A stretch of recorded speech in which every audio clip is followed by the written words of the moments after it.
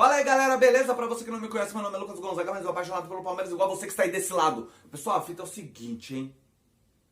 Não adianta reclamar da roupa que eu tô fazendo vídeo, sabe por quê? Porque eu estou fazendo uma sequência de vídeos com a mesma roupa, no mesmo dia, porque o Palmeiras vai ter uma semana inteira livre. Então eu estou fazendo os vídeos para postar diariamente, beleza? Pessoal, esse vídeo aqui vai ter um pouquinho de polêmica, eu gostaria de saber de vocês. Técnicos de futebol, os grandes técnicos de futebol, não estou falando desses que estão começando agora, precisam mesmo de renovação? Vanderlei Luxemburgo, o próprio Luiz Felipe Scolari, entre outros, realmente precisa de renovação? O Tite, que é o técnico que todos amam, né? A imprensa inteira ama, ele precisa de renovação? Porque os resultados dele com a seleção brasileira são desastrosos. Começou muito bem, chegou na Copa do Mundo, acabou mudando estilo de futebol, estilo de jogo, e o Brasil apanhou. Luiz Felipe Scolari, quando veio para o Palmeiras, foi massacrado pelo Facincani e foi massacrado por outros repórteres, assim como o Juca Kfouri, o próprio Chico Lang, o Neto, que disse que o Palmeiras não ia ganhar mais porcaria nenhuma, pelo contrário, ia brigar para não cair, porque o Felipão veio para o Palmeiras, tomou no rabo dele, porque o Palmeiras saiu de 9 pontos atrás do até então líder e acabou sendo campeão brasileiro, batendo campeão brasileiro, e de lá para cá já são quase um ano e ele no Campeonato Brasileiro está invicto. São 56 jogos, apenas 5 derrotas, números ruins, né, para quem se precisa se reciclar. Ah, Lucas, mas o futebol do Palmeiras não era aquele futebol majestoso. Lógico, esse ano não vem tendo um futebol espetacular, principalmente no Campeonato Paulista, que a própria diretoria do Palmeiras menosprezou. Então, para que você vai jogar com uma alta performance o Campeonato Paulista se a própria diretoria tá cagando e andando para ela? Agora o Campeonato Brasileiro me agrada muito o que o Palmeiras vem fazendo. A própria Libertadores me agradou algumas partidas e vai começar a Copa do Brasil também. Porém, aí vamos ver. Vanderlei Luxemburgo.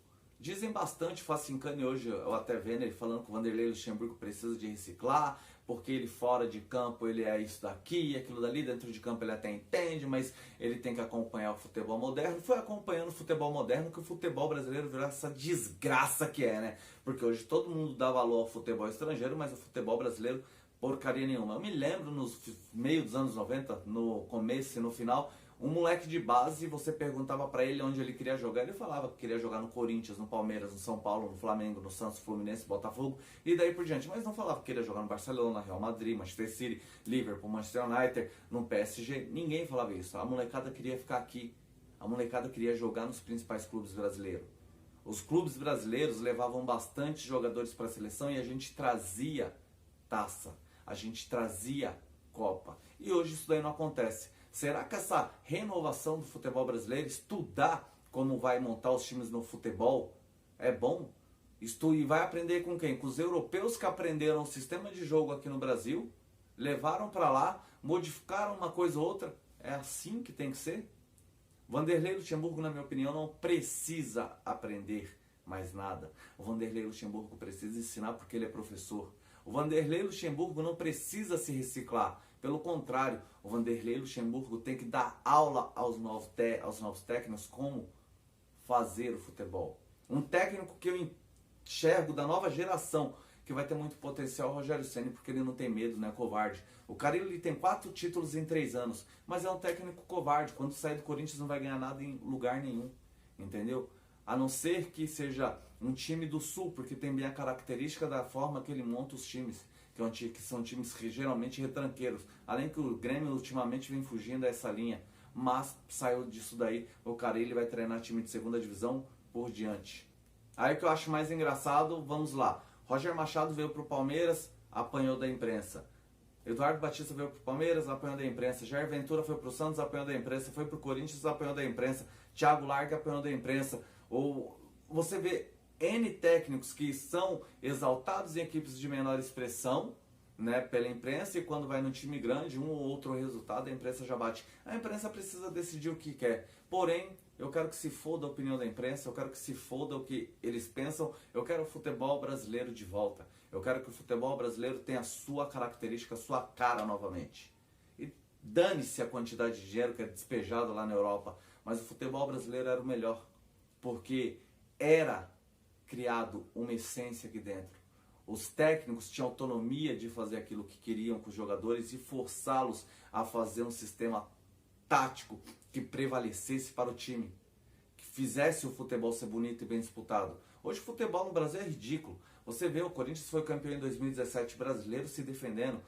Chegou à final da Copa do Brasil no ano passado, ficando 90 minutos do jogo inteiro contra o Flamengo debaixo da trave.